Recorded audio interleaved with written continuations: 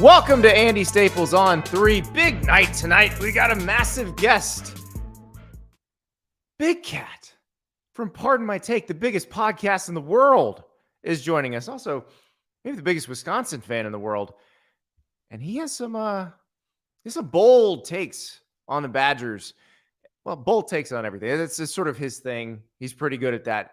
We'll be talking to him in just a few minutes. But first, we got a little bit of news out of Athens, Georgia. That's right. We were pretty sure that this was going to happen, but now it is officially official. Carson Beck is your starter for the two-time defending national champion Georgia Bulldogs.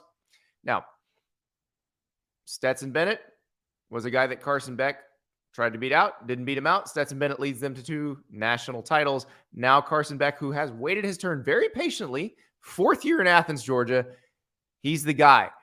What's interesting about this is if he has really matured and kind of grown into that skill set he has, this is a guy who could light it up with that offense, with the receivers he's going to have, with Brock Bowers at tight end. It's going to be potentially a big year for Carson Beck. And if he's really good, it may be the only year he's the starter at Georgia because he can go on to the NFL and he has the tools and the body that those guys like. So we'll see what happens. But here is Kirby Smart making it official. Yeah, there's a difference between last year Stetson was our starting quarterback. Carson Beck is going to be our starting quarterback. He's done the best job. We've communicated that earlier in the week to the other quarterbacks, and we've kind of been operating that way. And the other guys have done a tremendous job in terms of competing, and they're going to continue to do that. We haven't said anything in terms of who the second quarterback is or how those reps are going to be divvied up, but Carson is ahead of the other guys in terms of what he understands about the offense. I'll be honest with you, I was really impressed with the other 2 quarterbacks throughout camp, how far they've come in terms of improvement. Coach Bobo has done a great job with those guys, and they both made a lot of plays with their feet and done some good things. Carson's been in this offense, for a year over one of them and 2 years over Gunner, and he's just ahead. So he'll be our starting quarterback. As far as the other guys, I'm excited to see those guys hopefully have an opportunity to play, compete. They'll be able to go with the ones here in the next 2 weeks, some, and get more reps and figure out even if we have a 2, who that's going to be and how it's going to go forward. So no defined decision between Brock Vandagriff and Gunnar Stockton at 2, but we know Carson Beck's the guy. Elsewhere in the SEC, Missouri is going to play 2 quarterbacks against South Dakota on August 31st. Brady Cook and Sam Horn both going to play. Brady Cook, the veteran, Sam Horn, the redshirt freshman. We will see who winds up being the guy there. Now, they don't really have to make any decision after that first game. They got Middle Tennessee after that, which Middle Tennessee will be testing out all of Alabama's quarterbacks in week 1. But Missouri has Middle Tennessee, and then Kansas State comes to Columbia. You probably want to know what you got by that point. So we will watch that situation unfold, and Eli Drinkwitz will probably ultimately pick one of those 2, but he's got a couple weeks before he really needs to make a decision on that. Before we get to Big Cat, this popped in right before we got on the air. It's like the Florida State people knew, hey, we're going on the air. We got to make sure we get this out there. So pops into the email box. This is a statement from Florida State Athletic Director Michael Alford. I am not, nor have I been, a candidate for the position at USC, nor do I have any interest in any role other than my current position at Florida State. I remain totally focused on the tremendous opportunities ahead of us here at FSU, and I remain completely committed to seeing those to completion. I do wonder if there's an accompanying contract extension and raise somewhere in there. We'll see. That usually is what happens when someone releases their statement of non-interest in a job that potentially they might have been a fit for. USC still looking for an AD to replace Mike Bone. Jeremiah Donati from TCU has said he's staying put. Now Michael Alford releases a very strong statement. He's staying put. It's gotten to be pretty hard to find an AD at USC. And I realize that job's been tough over the years, but it seems like with them going into the Big Ten, with Lincoln Riley as your head coach, it would be fairly attractive, but yet they still seem to be struggling to find somebody several months in. But that's all right. Before we get to Big Cat, I'm reminded of a question I should have asked Big Cat, because Damon, he showed up in the comments a few shows ago. He's a big coleslaw fan. He knows how I feel about this. Coleslaw is the devil's condiment, is the worst thing in the world. Or, well, mayo is the devil's condiment. Coleslaw is the devil's side dish.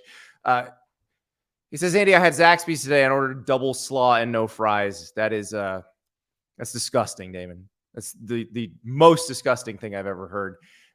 I'm sure Dan, Big Cat Katz, would have been disgusted by that as well. He's on a diet anyway. I don't know that he's eating chicken finger baskets right now. We talked to him about that. We talked about a whole lot of other stuff, including the future of college football, the future of the Wisconsin Badgers. Oh, yeah, and we made him give us a Tennessee over-under. Here he is. Big, very special guest. He's the proprietor of Stella Blue Coffee. He's also one of the co-hosts of the largest sports podcast in the world. Over 1 billion downloaded. Dan, how about that? Yeah, I know, right? Do you get the McDonald's sign? Like billions and billions served now? Well, the key that we to all of our successes early on, we were like, if we can just get every person in China to listen, then we'll get to 1 billion downloads very quickly. So yeah, it should have happened earlier. I probably didn't have all of China, but yeah, no, thank you. I appreciate the intro. Well, my former employer was about to go into India before the pandemic because they figured, if we cover cricket, that's 1 billion people that are going to subscribe instantly. So you got another frontier for your 2nd billion. Well, and then you run into basically the plot line for Succession, where we're like, wait, are the numbers all fake? Where are all these numbers coming from? We have 10 billion listeners in Australia. How's that possible? You are deeply unserious people. That's the only problem. Yes. But so, of course, you guys cover all the sports, but I know how big of a college football fan you are. Wisconsin grad, watching MACtion every chance you get, Sun Belt games, Conference USA. This is the type of people that most of our audience is, and we'll get deep into over-unders and that sort of thing. But I wanted to bring you on, Big Cat, because when all the realignment stuff went down, you explained it very well on your show, because you were like, this sucks, but I'm going to watch. Yeah. And so it sucks. And I want to just say that like outright, because I know what people think.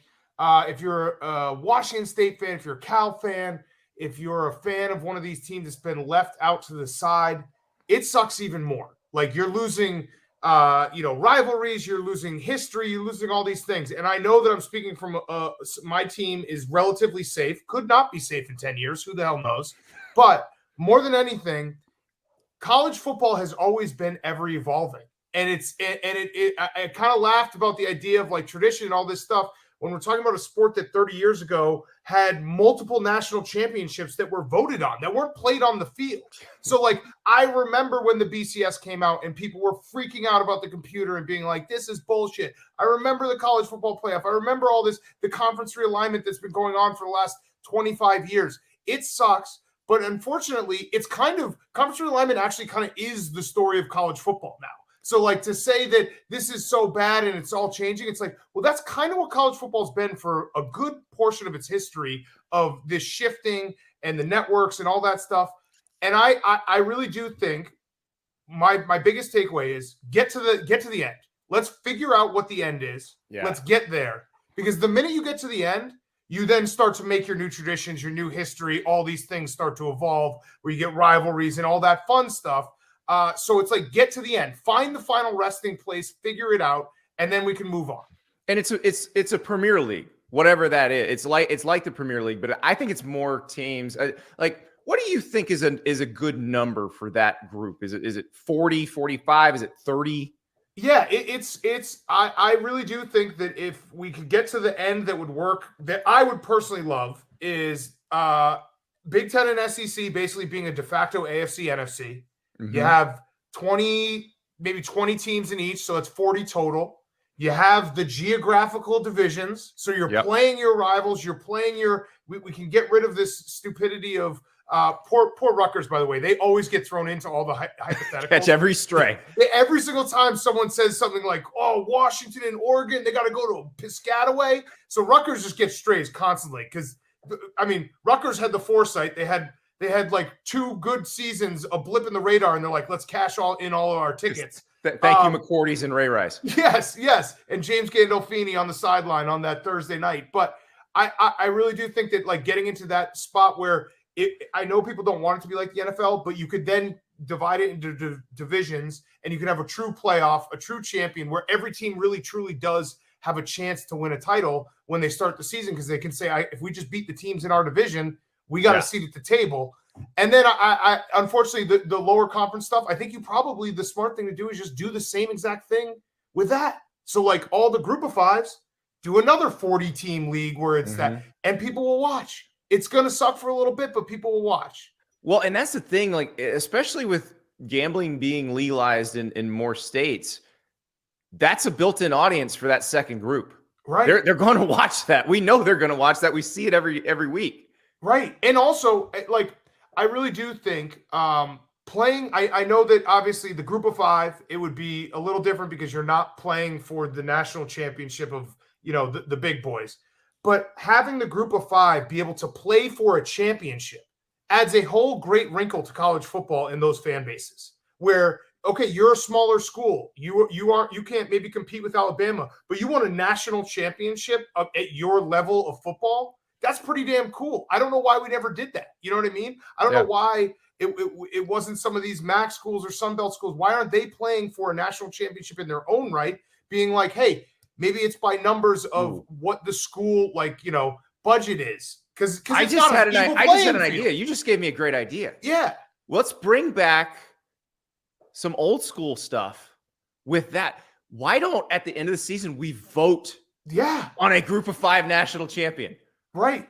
I know Cincinnati was exciting to make it to the playoff, but they got the doors blown off of by Alabama, and it wasn't a fair fight. Cincinnati should have been lifting a trophy at the end of the year, being like, we are the best team that is not a big, multi-billion-dollar corporation like some of these teams in the SEC and Big Ten. I'm with you. Okay, I'm gonna just start a poll. You guys have your low man trophy voters.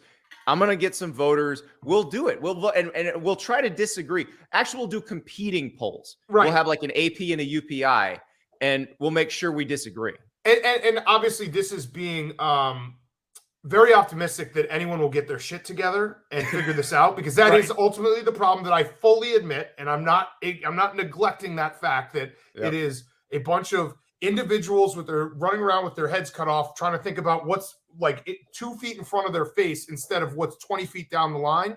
So I get all of that. But my main point about the college football and the change, it sucks. Change sucks. I hate change. I hate when there's a little change to my routine. I hate when when I wake up a little bit earlier than I should. I hate any type of change. But change doesn't always have to be bad. It's just different. And understanding that it's different and we're going to start a different type of tradition, just embrace that, because I love college football so much, and I'm not going to give up on the sport because, Oregon has to go to Piscataway once every other 3 years. Yeah, and I want to stop that. Actually, you can just tell what type of person someone is by how they frame a new conference alignment. If they say, "Oh, Oregon Rutgers, man, that's going to suck." Yes, Oregon Rutgers probably will suck. Washington Rutgers will suck. You know what won't suck? Oregon Michigan. Right. Washington Wisconsin. Wisconsin UCLA. Go to the Rose Bowl. There are new traditions that will build up out of this. You know what's not going to suck? Oklahoma playing Alabama every other year. These are, and guess what? The Big 12 absolutely rocks. That conference. I saw that conference, and you're right. People look at the negative and they say, "Oh man, I don't want to watch this. I don't want to watch UCLA go play Maryland, all this stuff." You know what's going to be awesome? Kansas and Arizona playing basketball twice a year. Yeah. There are new things that you can look to. Change sucks. Difference, but just embrace the fact that it's going to be different, and different doesn't always suck. It will evolve into something that might be great. Well, and I was already excited about the new 12-team Big 12 when Texas and Oklahoma left, and with UCF and BYU and Houston and Cincinnati.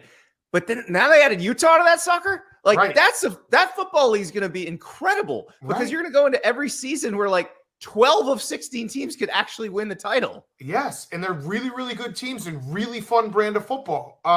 So yeah, I think that I hope that we are closer to the finish line of figuring this all out than we are at the start, because it does feel like the ACC is we got to figure out what's going to happen with the ACC. And maybe they get beefed up. Maybe they add SMU and Tulane, and then they become, and that's 4 leagues. I don't know. But I just want to get to the end. I've been saying that. I said that last year, the year before, before all of this chaos this summer. Just get me to the final spot, and then I can figure out like how I'm going to watch and consume in the new traditions. Yeah, unfortunately, I've learned way too much about TV contracts over the last 15 years, and it's basically when all of those end. That's when they'll figure this out. So we've got a while to go. But I do want to ask about your alma mater, because when Luke Fickell decided to go there, that's when the light bulb went off. I was like, okay, Wisconsin is very serious, not just about winning the Big Ten West, which is not going to exist after next year, or maybe it will. Maybe they have to do divisions again now, but about winning the whole Big Ten. I know you are very involved there. Know everybody there. When did you realize, okay, they're going big game hunting here after they fire Paul Chryst? So I think it actually is the second they fired Paul Chryst, because I don't know if you know the answer to this trivia question, but the last Wisconsin coach in men's basketball or football that was fired mid-season, do you know the answer to that? Oh, God. What was there ever one? Yeah, it was Stan Van Gundy. Oh, my God. Stan Van Gundy, and I believe 94, 95 season. It might have been the season before, but that's what Wisconsin's athletics have been. It's consistency. It's sticking with a guy. It's giving a guy a long ramp. It's all these things where it's like, hey, we know what we are. We are a consistent 8 to 10 win season, and then every like 4 or 5 years, maybe we win 11 games and lose by a touchdown to Ohio State. Like that's kind of where Wisconsin's been. Great. Like I am a big believer in like enjoy the little things. Like if your team, I know that Wisconsin's probably not going to win a national title, but I enjoy the steps and I enjoy the big wins along the way, and that's what college football is about. But yeah, the minute that McIntosh fired Paul Chryst, I was like, oh, this is changing. This is all changing because this doesn't happen. And he also, like, if you know anything about Wisconsin, Barry Alvarez is Wisconsin. He was the AD. He obviously was the coach that reinvigorated the entire program. His initial press conference when he's like, we got to keep the fat guys in Wisconsin. Like we're gonna just beef up the line, all the Rose Bowls and Ron Dane, all that stuff. And then he becomes AD, and then he retires and he doesn't move out of Madison, and he's obviously there and he's hovering over everything. And I think McIntosh said, you know what? I love you, Barry. I played for you. I played in Rose Bowls for you. But we got to go a different direction, and I'm going to make it show. I'm going to show the Badger fans that this is a line in the sand where, hey, this is like, thank you so much, Barry, but this is a new era, and we have to start competing in a different way and not the old way that has gotten us 8 to 10 wins, but never really gotten us to that next level. And I think Luke Fickell gives you a chance. He's proven it at Cincinnati, and you just look at all the they might run the air raid. I don't think they're actually going to run the air raid. People are calling it the dairy raid. I think what they're going to do is spread them out and basically run the ball down your throat still, but they're going to pass more than they've ever passed, and they're changing, and in the transfer portal and all these things that Luke Fickell is instilling. I couldn't be more excited about the direction of Wisconsin, and it feels like for the first time in whatever it is, 20 years, that I don't know what to expect from this season, and that's fun. Like, that's fun. I have no idea. Well, and so if you want a best case scenario for the dairy raid, I think you should go back to 2020. Phil Longo, who's the OC at Wisconsin now, he was at North Carolina. Michael Carter and Javonte Williams both ran for over 1,000 yards. Both averaged over 7 yards a carry. Both of them. Like and Sam Howell's life was incredibly easy that year. That is the best case scenario for Wisconsin, and I do think they can do that with the kind of linemen they can get. Yeah, and I think like there will be obviously at Wisconsin making any change. People are like, "What the hell? What are they doing?" I do not think it's going to be the air raid. You're right. Like Phil Longo has had 1,000-yard rushers, and I think it's going to be something. If you even look at maybe like a Baylor and the success they've had recently, something like that, where it's like, "Hey, we will pass, but more than anything, we're going to spread you out and give our running backs a chance to beat you light boxes." And I think that's going to have insane success. Braylon Allen doesn't get talked about enough is how special he is as a player. And I'm so happy he stayed. And yeah, I'm excited. It's going to be awesome. Yeah, that what you just said about not knowing what it's going to look like and that is so true, because for Wisconsin, it has been the same thing since the early 90s. Every year, if you ask me what I expect from the Wisconsin season, I'd be like, I think they'll probably win 9 games. They'll have a stout defense. They'll run the ball, and they'll lose by 2 touchdowns to Ohio State, Penn State, or Michigan. Like, that was kind of it. I mean, Michigan, maybe not as much because Michigan was down for 15 years, but that was kind of the MO. And like, you could just bank on it. You could be like, bank, and they'll probably they'll lose to Ohio State or Penn State, and then they'll have a hiccup against the Northwestern at 11 a.m. In Evanston, or one of those games where you're like, how the hell did we lose that game? And they'll go to a big bowl, and it will be a fun season, and I'll have fun. But I know where the ceiling is, and it's always there. Now I don't know where the ceiling is. So did you grow up a Wisconsin fan, or was that the best place for you to go to college, and it worked out that way? They rolling admission. I was accepted to Wisconsin like 2 weeks after I replied. It was like almost instant. I was like, well, I guess they want me. I also I was lucky enough to go visit Madison on like the first spring day, where it was like that first day where everyone was out, everyone was having a good time. And I was like, yeah, this place is awesome. And I know that I'm lucky because I've said this before and people always push back. I think it's funny because I actually think that I am part of the problem, because I'm a realistic fan and I talk realistic about my teams. So when I say Wisconsin's not going to win a national championship, I'm not just doing that lip service. I actually kind of understand how it all works. Like, I understand that, being up at half against Duke in Indianapolis in 2015 was probably the closest we'll get. So I probably put a cap on it on social media where people see me talk negatively. But I don't think there's a school outside, like talking college basketball and college football, outside of maybe your alma mater, that has had the consistency in both sports for 20 years, where it's like, I know every year we're going to be in the tournament. This past year, not so much, and we're going to be in a big bowl game. And it's awesome that I have that, because there's so many schools out there that have one or the other or neither.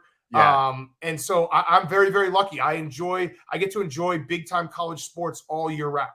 But there are more realistic Big Ten fan bases. And Wisconsin's one of them. Ohio State, they're like an SEC fan base, completely unrealistic.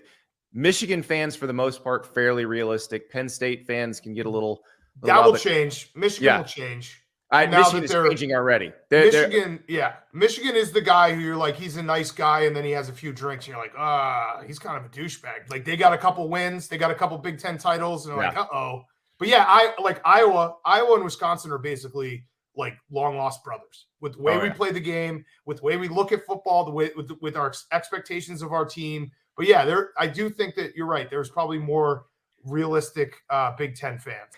I wanted to ask you what it felt like to do something you did recently, because this is something I love these videos. I've always loved these videos as a former walk-on. Like, I understand what work goes in when a walk-on gets a scholarship, and like what it took to get there. And I was never going to be that guy. And so like when I see it every time, I'm like, man, that dude is very special. And so you guys, you and your co-host PFT Commenter and the whole PFT crew were at Toledo at the Glass Bowl last week, and you got to give out a scholarship. Yeah. You guys get cheesesteaks for the boys. There's supposed to be a video here too, and it was supposed to say that Adam Beal just got a full scholarship.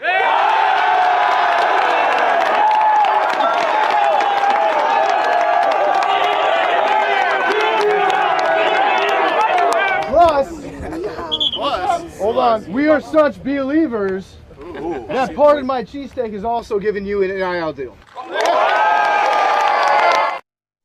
Your co-host PFT Commenter with the puns and handing out NIL deals. I mean, this is the dream right here. Yeah, it was a true dream. I mean, we've become. I've known Jason Candle for probably about 5-6 years now. Great guy, great coach. And so we were on Grit Week, and he was like, "Yeah, come through practice." And he's like, "Hey, I'm giving a scholarship away. You guys want to do it?" And I'm like, "Yeah, this is." I actually am addicted to it, where I want to become like, if you see me and PFT on a campus, the first thing you say is someone's getting a scholarship today. Oh, I love like it. we're the guys. We show up and they're like, uh-oh, scholarship alert. Like someone's getting one. So I had chills. Like I know how much work these guys put in and how hard football is. So it was awesome. And okay, so next time you go to Toledo, Brian Blair, their athletic director, is a very experienced barbecue cook. Like he's from South Carolina, designs his own smoker. Like you got to get him to cook for you next time you're there. I met him. He's a great dude. Yeah, they're great. And I love them action. I love Mac. I mean, we're going back to the initial conversation, but if you are a traditionalist, the Mac doesn't change. The Mac plays the same. I don't think I think everyone in the Mac has been in the Mac since 1998. And half of them have been there since 1952. So they're not going to realign. So be a Mac fan. Exactly. Well, how do you decide when you're watching Maction? Because I know you like to put a little action on the games.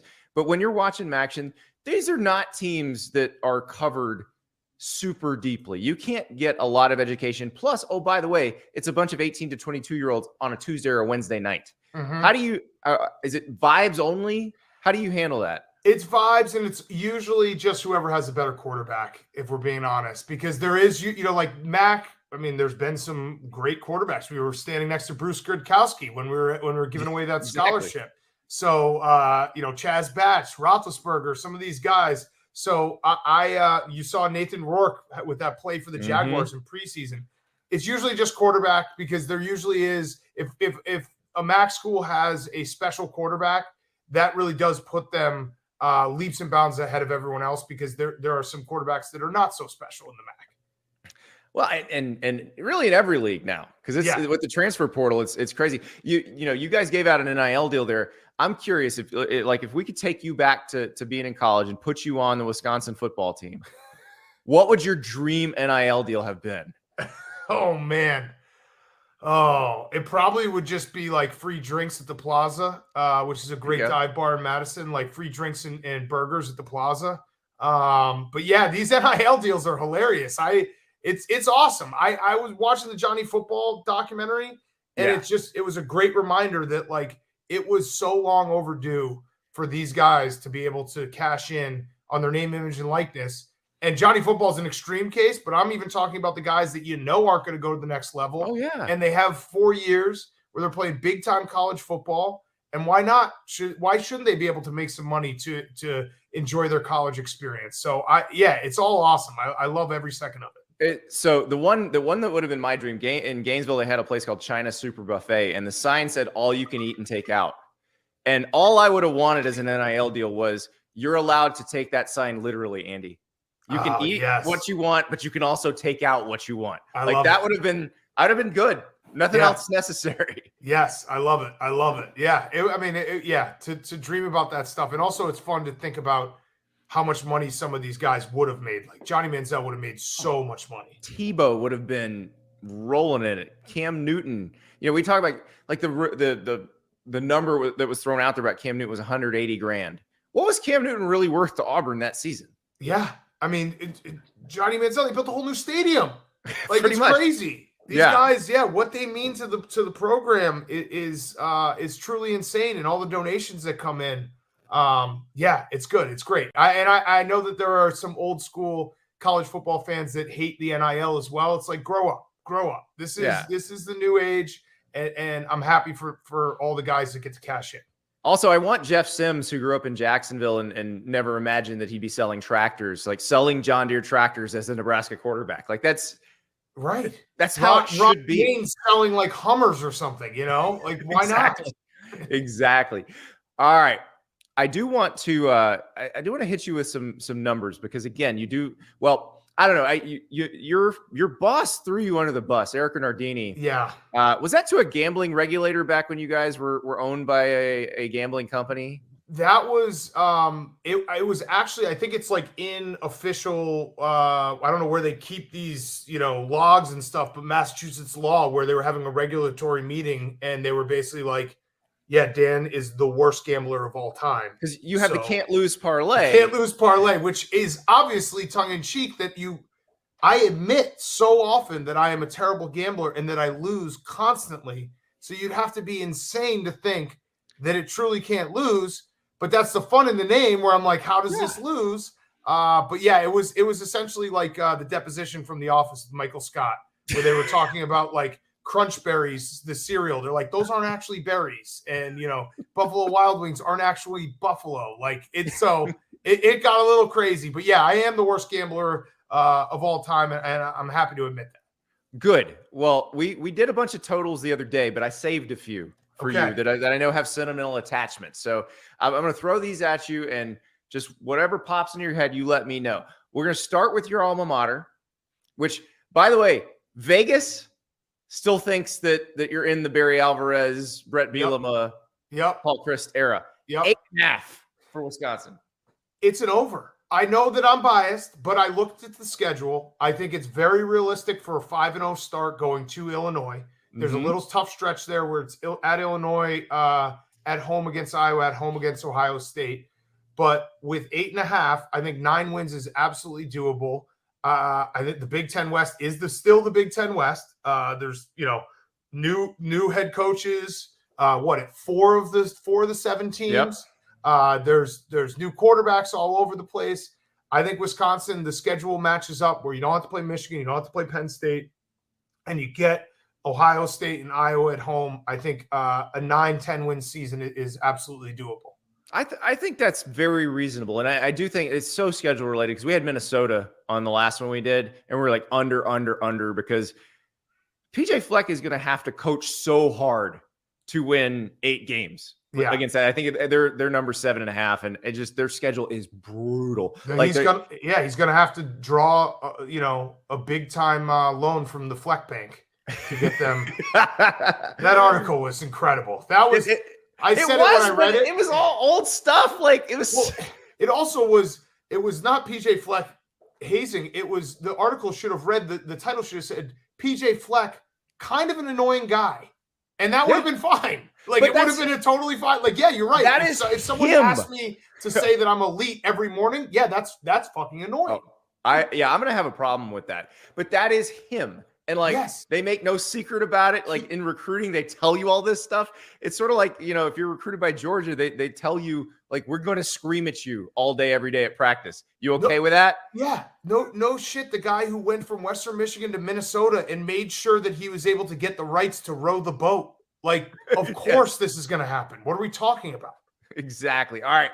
So in Tennessee history, you are probably the 3rd greatest coach of the Vols behind Robert Nealon and Philip Fulmer. This goes back to the pandemic when there was no football. So you gave us football by playing NCAA 14. Coach Duggs led the Vols to what? How many national championships? I think I won 2 I might have gone to 2 and won 1. I had a disastrous national championship against Virginia Tech. But I brought Tennessee back. We were winning SEC titles every year. So I'm going to warn you before this. If you go under, we have the most popular Tennessee fan site. VolQuest is on our network on 3. You will be just destroyed online.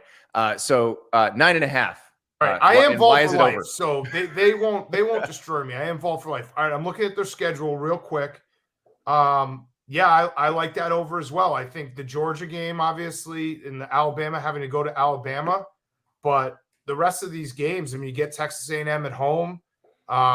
You get, I would take over here. I think they're a 10-win team, and I'm falling for Joe Milton again. I've been through this. He's, I saw him play at Michigan. He was terrible. He is the guy who, holds down the X button when throwing to a receiver in the flats and just guns it like 90 miles an hour. But he has been in that offense for a year. He obviously learned behind, an incredible quarterback in Hendon Hooker. So I'm going to believe in him and believe in Heupel, and I think they have a 10-win season. Yeah, I had to be physically restrained from cranking up the Joe Milton bandwagon while watching the Orange Bowl because I'm like, this Clemson defense is good. He's doing it. This is proof. And I had a coach tell me, if you ever stand behind Joe Milton while he throws a football, you will say, this is the greatest quarterback I've ever seen in my life. And then the next day I got to do that, and he throws like a 70-yard deep ball. I'm like, oh my God, this is amazing. Yeah, it's incredible. Incredible. He's incredible. So I'll take the over there. All right. You just gave out a scholarship there. Friends with Jason Candle. Big expectations in Toledo this year. 9.5. This is also an over. Now I'm just taking all overs. I understand that as long as DeQuan Finn can stay healthy, because we saw that last year. Yep. Burned me a couple times where I thought he was going to play, and then 10 minutes before kickoff, they're like, "Oh, he's not even dressed." But he is what I was talking about, a difference, maker at the quarterback position in the MAC. And I also think I believe, I'll look it up, but I believe their non-conference schedule is not a typical MAC. No, it's not the usual Kent State non-conference, like where they had to go to Washington, Oklahoma, and Georgia last year. Right, where they just get beat up for a few weeks. Yeah, they play at Illinois, which Illinois is going to be good. I have Brett Bielema and I have mended the fences. We're back on friendly terms. But yeah, Texas Southern, San Jose State, all at home. So yeah, I think, and they play UMass non-conference as well. So yeah, I think 9.5 over is a good bet. Last one, your partner's alma mater, James Madison, screwed out of going to a bowl game last year because they're transitioning to FBS. Screwed out of going to a bowl game this year. They still can't go to a bowl game. Ridiculous. Their total is 8.5 wins. Okay. I have known nothing about James Madison this year, but I'm going to take the over in solidarity with PFT. That rule is the dumbest rule in all of college sports. I do not understand it. James Madison was a very good football team last year. The fact that they weren't allowed to celebrate that by going to a bowl, because I know I love bowl games. I love bowl games. People will say there are too many bowl games. Nope. I say I want more bowl games. Mm-hmm. And more than anything, I really truly believe that the part that people miss is it gives a chance for these schools, the James Madisons of the world, to extend their season, to go play somewhere different, to go on a trip, and more than anything, they get a couple extra weeks of practice that actually leads to success the next year. Well, and for the bad teams that aren't bowl eligible, they're the ones that should get more practice. Right. So I'm a big believer in bowl games, and I cannot believe they get shut out another year. It's absolute bullshit. It's a travesty. All right, before I let you go, I do have one question. I saw a photo. You and Max, one of your guys on the show, both eating salads for lunch. How is the diet going? It's not going well. I mean, you could not have led me more astray when you were like, you texted me maybe a year ago. You're like, you just got to get your Apple Watch to 1,000 calories and just make sure you burn 1,500. 1,500. You're like, just make sure you burn 1,500 calories. No. I count the calories that I take in too. I'm on. This is week 100 for me of counting calories. Okay, but I can't burn 1,500 calories a day. I'm not Michael Phelps. I'm not in the pool for an hour and a half. You said that like it was the easiest thing ever. I go on the treadmill for a half hour and it's like, I burned 300 calories. I get one slice of pizza now. So it's a work in progress. Progress. I for the first time in my life, I'm trying to take the long-term approach because I have been a crash dieter. I'm going to be 40 in a year and a half. So it's like the goal is to be, back in the 220 range when I turn 40. And it has nothing to do with vanity. I don't care how I look. It's all about energy because I got to chase 3 little kids around. So that's it. Like I have to be able to have the energy to be around for my kids and not have to take a nap every time I eat lunch. So that it's a long-term approach. Mine has everything to do with vanity. I want to be an Instagram thirst trap. I know you thirst trap all day. That's the whole little game. Medium t-shirts, like ridiculous. Exactly. I almost had an intervention with you. I almost had to be like, Andy, what are you doing? But flaunt it if you got it. Wait till you see what I wear on your show today. Oh, okay. I'm excited. This is a home and home, by the way. By the time you hear this, you will have already heard me on Pardon My Take, but maybe not. When are you running this? We're running this Monday. Okay, we're running yours on Friday. So no, you tune in to Pardon My Take with Andy next Friday. Oh, awesome. For week 0. Even better. Yes. Even better. Yes. All right, so we're previewing. Dan Katz, thank you so much. And I guess I will talk to you pretty soon. All right. Thanks so much, Andy. That is Big Cat. And so addendum to that diet conversation that we had. So he has 3 very young children. When my kids were his kids' age, there was no diet in the world that would have gotten me in shape. There was nothing that would have worked. And I think those of you who have kids and maybe you have older kids and remember back to the time when they were younger, it is tough. But now mine are self-sustaining. They're in school. They're doing all these other things. So I actually do have time to work out and do that stuff. That's why I can do this. So I understand the world he's in right now. And I do appreciate him attempting to eat some salads, but God, it's hard. All of you who are living with multiple humans under 4 in your own household, God bless you. I've been there. I know how it feels. We got to talk about Bootzilla's mad at me because I said Ohio State fans are completely unrealistic. That is a term of endearment. I am saying that you are as psychotic as Alabama fans and as Tennessee fans and all of those who think if you don't win the national title that you failed. And I know Tennessee fans don't feel that way right now because they've been through a lot of stuff of late. But Georgia fans, Alabama fans, the same thing. You either win the national title or you failed. And Ohio State belongs in that conversation, belongs in that category, and it's fine. You guys expect different things than most Big Ten fan bases, and it's part of the reason why you get different results than most Big Ten teams. So it's not an insult, I promise. Philo, this host is a throwback to another era. What era are we talking about? I don't even know what that is. I don't know what that means, but I appreciate it, I think, or maybe not. I don't know if I'm supposed to be insulted by that or not, but it is it was fun talking to Big Cat because he's not as in the weeds on college football until the season starts, and then he gets very in the weeds because he's got action on pretty much every game every night. So this will be a fun to watch him evolve as this season goes on. And yes, if you're watching Maction, he's a good follow on Twitter because he's probably watching along with you, or the Sun Belt games, the CUSA games. I had the deal the other day where we were talking about the Florida International uniforms, the Miami Vice uniforms. That's against UTEP on a Wednesday night. We're all watching that game. We know that.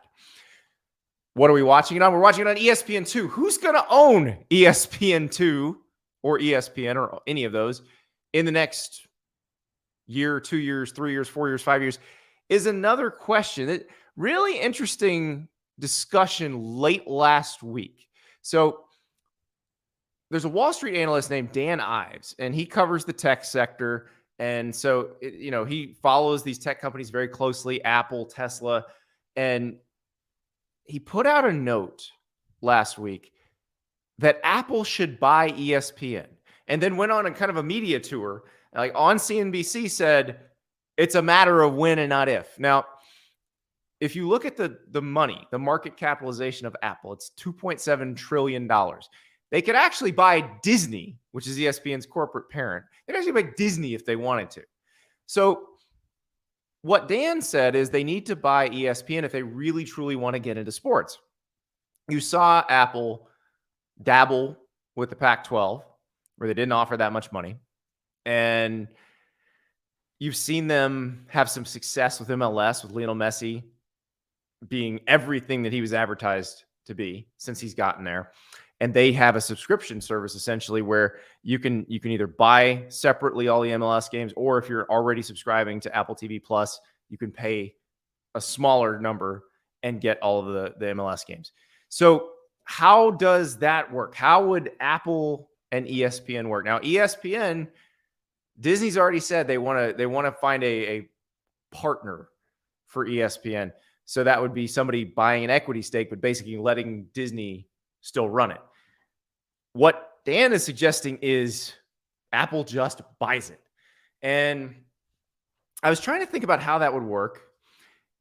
And really, if you want to be in sports and you don't want to have to bid on things that really aren't available for bidding, buying something that already has Monday Night Football, the SEC and the ACC completely, and part of the Big 12, the NBA with the NBA Finals, that might do it. That might work because part of it is like with the Pac-12, they were going to say, you got to sell these subscriptions and then we'll pay you full boat. But if you already have Monday Night Football, people are coming to find Monday Night Football. If you have Alabama versus Texas people are coming to find Alabama versus Texas. Those brands will draw people. And so if Apple TV Plus, if Apple is looking for a way to do it, to get people to subscribe to Apple TV Plus or to pay them a subscription, because they're a technology company, they're a hardware company, but they're also a subscription company. I know because I get those emails every time Apple Care takes money from my credit card. So for every device in the house. So they like the monthly subscriptions. So could that work? Could you have just, you go to that Apple icon on your TV, and that's going to give you Monday Night Football, SEC football, ACC football, NBA finals. I mean, maybe that's the way you do it. And Disney cuts out having to deal with all that stuff with the prices of the sports rights going up as ESPN's revenues go down because people are cutting the cable bundle. Maybe that works. I do have one suggestion though for Apple. If they want to sell a bunch of hardware, because they still are essentially a hardware company. Most of their money is made off us buying phones and us buying computers and tablets.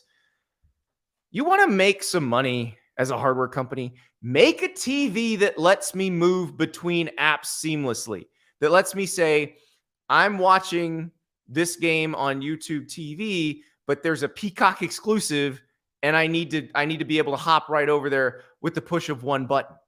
Make me that, and I will buy that. And a lot of other people will buy that. I was thinking about that the other day as I was watching something on Peacock. Twisted Metal, by the way, awesome new show. And I was remembering, oh, wait, there's going to be a Notre Dame game on Peacock. There are going to be Big Ten games that are exclusive to Peacock. I got to figure out, like, where am I going to watch? I'm going to have that on my iPad probably, because I'm going to have something else on the TV so I can change channels. Because this is the problem for most of us. Like, if you're watching your team's game, that's on the TV, you're not changing the channel. But once your team game is over and you just want to watch games, you want to be able to flip.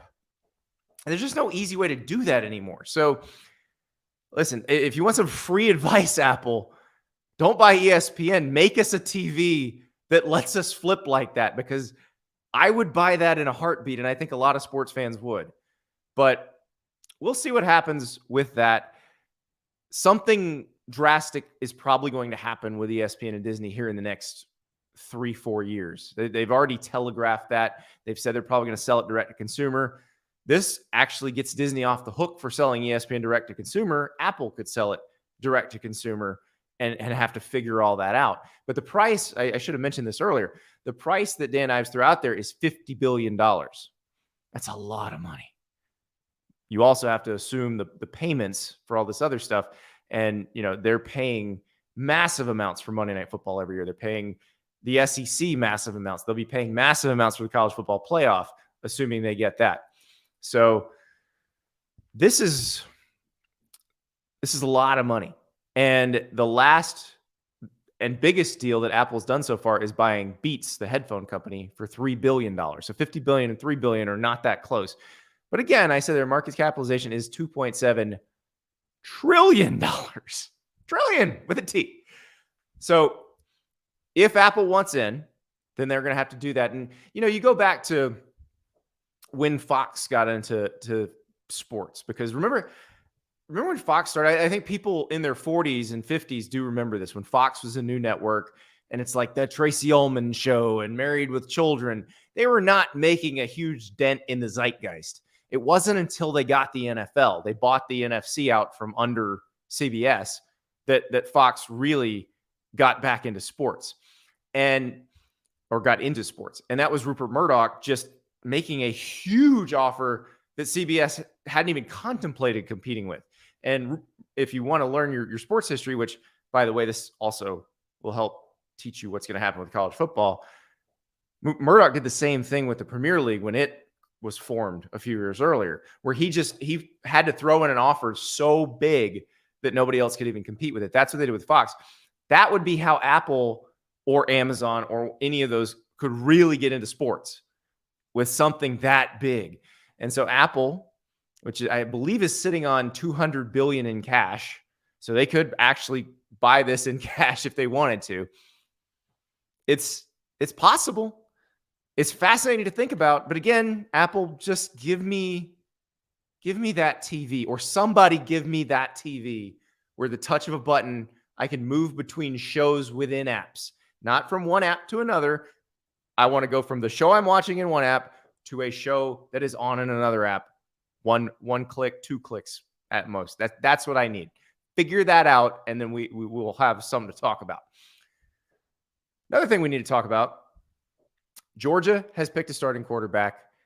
Alabama has not. And it doesn't look like it's going to happen anytime soon. But we got to talk to Tim Watts. I almost called him Tim Cook, by the way, who's the CEO of Apple. But in this particular case, that would not be good because Tim Watts runs Bama Online, which is On3's Alabama site. Tim Cook is an Auburn grad, a very famous Auburn grad. So we can't have that. But Tim Watts joined the show to talk about Alabama's quarterback situation and what's going on at left tackle. Here's Tim. We're joined by the great Tim Watts of Bama Online. And Tim, Georgia's announced a starting quarterback. It's Carson Beck. That leaves Ohio State and Alabama as the two superpowers that have not announced a starting quarterback yet. I don't think we're going to get a Nick Saban announcement of a quarterback, but I am curious, is there any separation? Is it any closer, or after this last scrimmage on Saturday, is it still kind of anybody's ball game? I think Nick Saban and Tommy Rees have a feel for how this is going to shake out in the first game. I don't believe they're a few weeks from kickoff and don't have any inkling. I mean, you have to see Jalen run out there with the first team. He's got the most experience. He's got the most game experience. He's older, been in the system longer. I think he's going to get a first look. If you look at Nick Saban's history, that's kind of been his MO before. We've seen it with Blake Barnett, Jalen Hurts, Phillip Sims, A.J. McCarron. You see guys sort of, throw them out there and let them fend for themselves, see who's going to react. Because the truth is you really don't know how they're going to react under the lights. It could be a little bit different. Again, we saw that with Blake Barnett, who had beat out Jalen. They felt more comfortable with him, but, kind of froze up the minute he got on the field, and moment was too big for him. So I think Jalen right now, and it's kind of what we expected. We talked about it last time. Jalen probably has – somebody's got to take it from Jalen, in my opinion. There's still a few weeks to go, but I think Alabama kind of knows how this is going to play out. Well, and it's interesting because we talked to Greg McElroy last week, and he broke down Jalen and Ty Simpson and Tyler Buckner. I did not slip in a Dylan Lonergan question, but you and I had talked about Dylan last time you were on, and Dylan was the subject of the message boards last week. It was crazy. Dylan was the most popular person in recent memory. He was out discussed 10 or 15 to 1 over Jalen and Ty and everybody last week. It was one thread after the other. Again, I know you're a huge fan. Travis Reier, who I work with, is a massive fan. Shannon Terry loves the guy. I mean, all you guys, you love him. I feel like we're his personal PR team. I think Nick Saban's listening. I was going to say, Nick Saban said some very nice things on Saturday when he got asked about him. Hey, that's a lot of praise for a true freshman. It's kind of weird because he was kind of an afterthought. Eli Holstein had committed. Nobody really was talking about Dylan. He's more of a baseball player. Everybody thought he was going to South Carolina, and Alabama wasn't going to take a second quarterback. So to see him this week, I mean, he was a very popular young man right now. And so do they have the clarity doesn't really come necessarily from the scrimmage. It sounds like they kind of know where they're going. But what do you think happens Middle Tennessee State game? Because we've seen this before with Alabama, where they'll trot out some guys and maybe a couple guys will play, or like 2015 against or 16 against USC, Blake Barnett starts. They know they're putting Jalen Hurts in, and then they're pretty sure Jalen Hurts isn't coming out. Yeah. I think with Middle Tennessee, I think you're going to see a couple of guys play at least. You can't go into Texas not knowing. I mean, Middle Tennessee will be a test, but it's not going to be the test that you're preparing for. I mean, that team's good enough to win with Jalen or Tyler or Dylan or Tyler Buckner. They're good enough to beat Middle Tennessee State. So that's not really the test. They're trying to get them ready for Texas, the SEC, and all that. So I have to think you see multiple guys. I think you see Jalen in there. You work your second-team guy in, and that might be the biggest question right now. Who's the guy that's going to be contending with Jalen? I think it's Simpson personally, but I think Tyler Buckner's got a little bit of favorite. baptism going this week. There's been a lot of talk about him. And again, Tommy Rees is very familiar with him. So I think that might be the biggest race we're looking at right now. Well, it is one of those things that they don't have to make that decision. But yes, when they get to Texas, they probably need to know, because of the way the schedule is set up. They've got the strange game at UCF or USF. That it's one of those, how did this game get scheduled games? But after that they've got to have their guy probably. Yeah, I mean, you don't want to. I mean, there's no real benefit to tipping Texas who they're going to be able to plan for. So there's no real. And if you do tip, you don't want to tip before Middle Tennessee State, right? You want to keep this going as long as you can, keep it hidden as long as you can, and then let Texas scramble from there. But not entirely different kind of athletes. I mean, obviously, if you're playing for Jalen Milroe, I think you're going to go stop the run first. Would be my guess. With Ty Simpson or Tyler Buckner, it's going to be a little bit of a different game plan. So one other note your guy Clint Lamb had about the scrimmage that I found interesting is that Caden Proctor was in there at left tackle and pretty much the whole time at left tackle. This is a true freshman from Iowa. Is he going to be that guy? Is that right now going to be, day one left tackle? I think so. I think you look at it. Certainly he has the talent. He meets those guys that we've seen in the past, that number one offensive tackle in the country that's come in and done really well at Alabama. I mean, obviously he's a physical freak. I think the biggest question was the fact he's coming from a smaller high school state in Iowa where he literally just bullied anybody on the field. But, I mean, you got him at left tackle. He's started both scrimmages there. And you see Booker. This is what sells me the most. You see Booker at left guard. That's providing him a little extra protection, a little bit, a safety valve, because you've got a proven early draft pick over there helping him out. Well, trying to think of it, was Cam Robinson the last true freshman to start at left tackle for Alabama? I'm not the biggest historian. I feel like it was. Most tend to end up start at right tackle and then move to left. Yeah. I mean, obviously Andre Smith was one, Cam was two, that came right in and did it. I think that is it though. Yeah. It's been usually it started right and kind of move over. Yeah. Especially when you got a guy like Latham. You got a guy that's, feasibly is going to be an early pick and could flip over there to the left. But I will say Proctor, he was the left tackle. Everybody I talked to, the college coaches, NFL scouts I showed him video to, they all said he's a pure left tackle. Not really a guy they even mentioned on the right side of the ball. It is interesting because it feels like more often now it's just what side are you most comfortable on? Jake Rowe and I talked about that with the guys at Georgia. Same thing.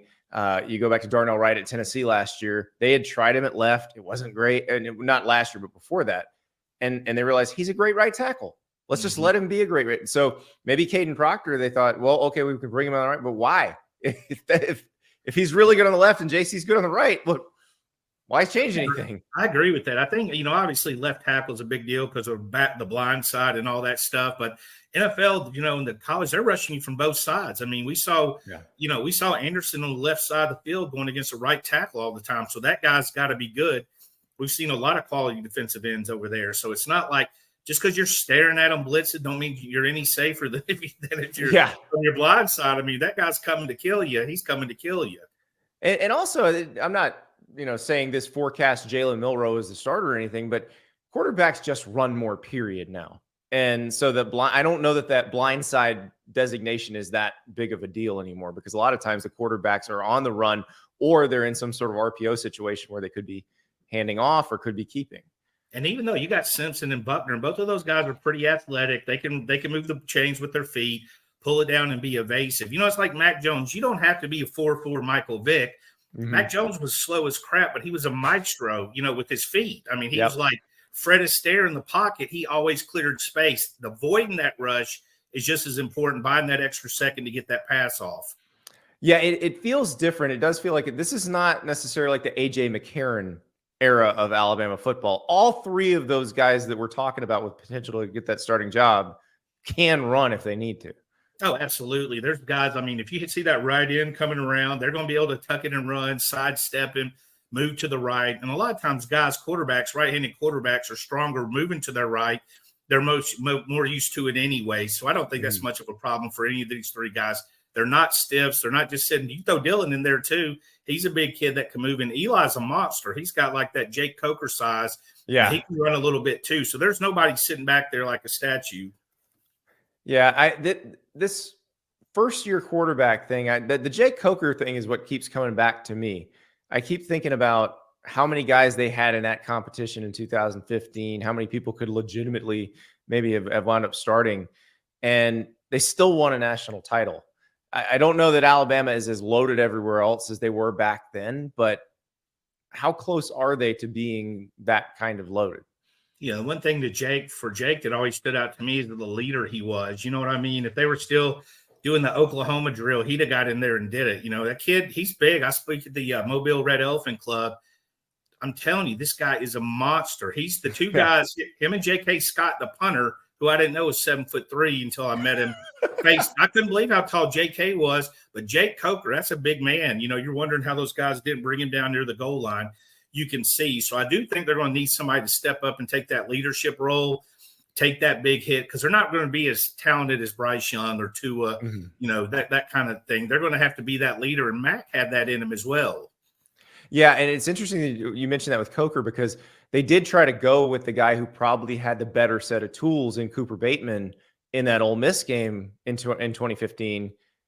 They ended up putting Coker back in, and he almost led him back to win. But then that's what made them realize he was the guy. Yeah, that is it. So that's going to be big for one of these guys to get that locker room, get them behind them, and just have that, have that confidence in your quarterback. So what other position battles should we be aware of? Where are they still not quite set? I'm still curious about wide receiver. I think they've got talented guys. I just can't believe the number of drops we're hearing about. I mean, it's really weird. It's not like there's one guy with bad hands who's dropping 4 passes. It's like 6 or 7 guys dropping 1, which is kind of surprising. So that guy that can hold on to the ball, sounds like Kobe Prentice had a really good day. That consistent guy, because if you look, every team, like, Bryce Young, everybody, Jamison Williams was a huge loss, no doubt, when he went down. But to me, Mechie was the biggest loss because he was his safety valve. He worked back to you. Who's coming back to the quarterback? Who's going to catch the ball in the crunch time? They need that guy. I still think Malik Benson's going to be a guy that steps up, coming from junior college, playing, scrimmaging. SEC's probably adjusting a little bit. That's one battle. Who's going to step up on the defensive line? I think we're all curious to see about that. Tim Keenan, all of a sudden, getting some start, getting some run, big plug of a nose guard.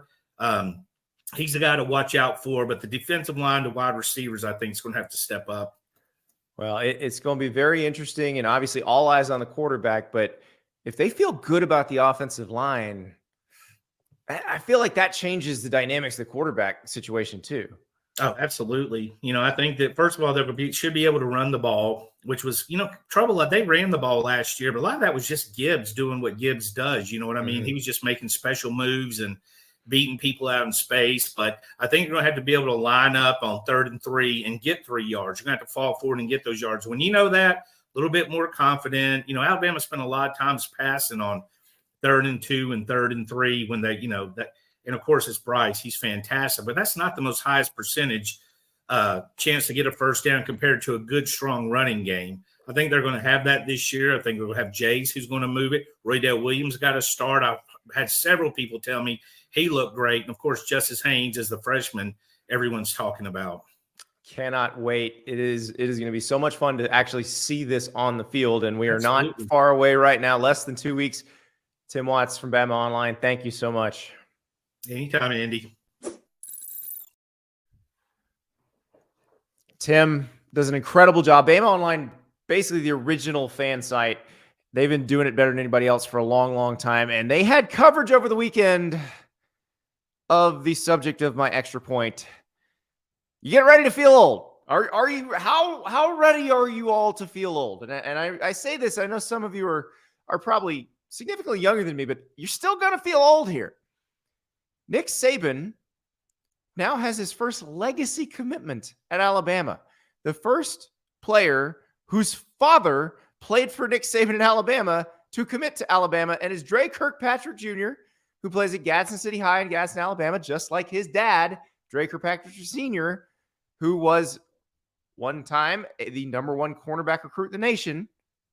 And I remember going to a Gadsden City game in I want to say it was 2008 and seeing Dre Kirkpatrick play.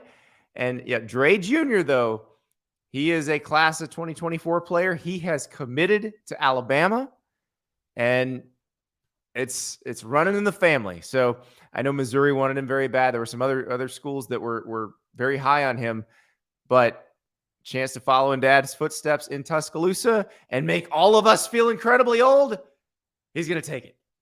So there you go. It's a Dear Andy show.